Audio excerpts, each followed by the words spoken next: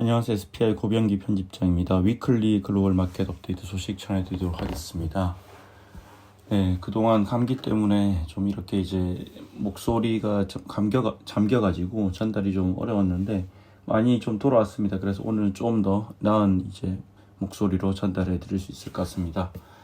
네, 지금 일본 출장 와 있는데요. 일본의 상장 리츠 관련해서 좀 볼 게 있어서 왔고, 네, 한 7년 만에 일본을 왔습니다. 2016년 이후로 7년 만에 일본을 왔는데, 최근에 이제 일본 같은 경우에 대규모 재개발이 많다 보니까 상당히 이제 많이 바뀌었네요. 도쿄 같은 경우에.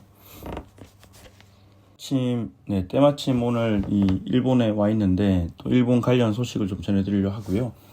최근에 일본의 대형 기관 투자자들을 보면 과거와 달리 또 해외 부동산에 아주 적극적으로 투자하려고 하는 움직임이 조금씩 나타나고 있는데요. 그 관련 소식입니다. 일본 큰손의 달라진 부동산 투자라는 주제로 좀 전해드리도록 하겠습니다. 얼마 전에 이제 일본 최대형 기금이죠. 일본 공적연금 기금이라고 GPIF라고 있는데, 이 GPIF가 블랙스톤이나 브룩필드의 부동산 펀드에 투자를 하기 시작했다, 이런 소식을 전해드린 바 있는데, 같은 맥락에서 최근에 이제 글로벌 부동산 시장에 대한 투자를 확대하고 있는 기관의 소식입니다. 오늘 소개해드릴 기관은 이제 일본 우정국 산하의 재팬 포스트뱅크고요. 이 기관 같은 경우에도 상당히 이제 부동산 투자를 보수적으로 접근을 했는데 최근 들어서 이렇게 많이 늘리고 있습니다. 재팬 포스트뱅크 같은 경우에는 이제 2016년부터 이제 부동산 투자를 하기 시작했는데요. 이 포트폴리오 다변화를 하기 위해서 부동산 투자를 하기 시작했고, 아무래도 우리나라 기관들이 이제 2010년 전후로 이 본격적으로 확대한 것과 비교해 보면 다소 좀 늦게 시작했다, 이렇게 볼 수 있습니다.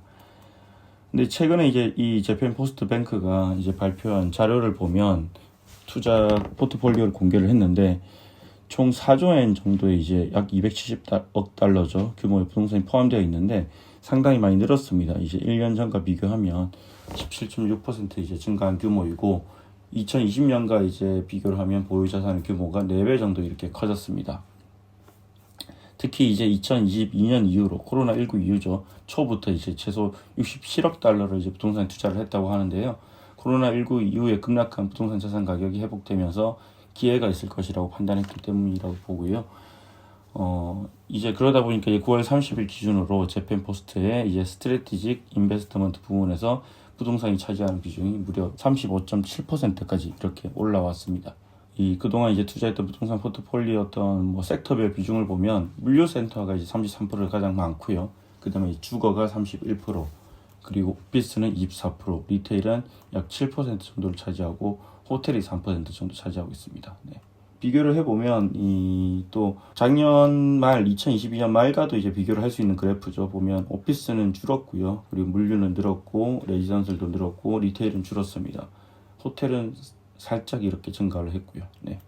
약간 증가했습니다. 네. 지역별로 이제 일본 재팬 포스트뱅크의 부동산 자산을 보면 일본보다는 미국이 제일 많습니다. 미국 같은 경우에는 이제 59%인데 이게 기존에 이제 2022년 말과 비교해서 42% 비교해 봐도 더 늘어난 수치고요.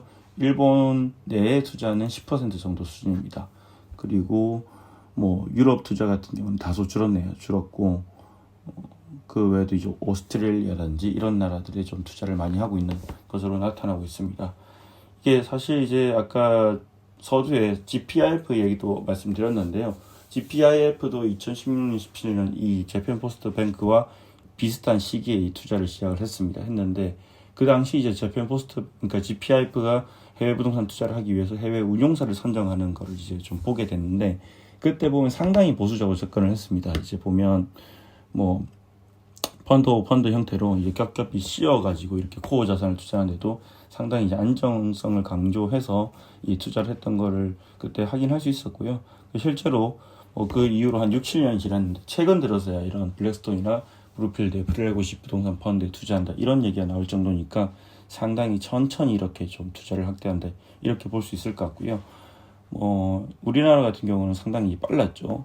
이런 펀드뿐만 아니라 프로젝트 투자가 되게 많았는데, 일본은 아무래도 해외 부동산 투자에서도 이런 신중한 그런 접근 방식이 나오는 것 같습니다.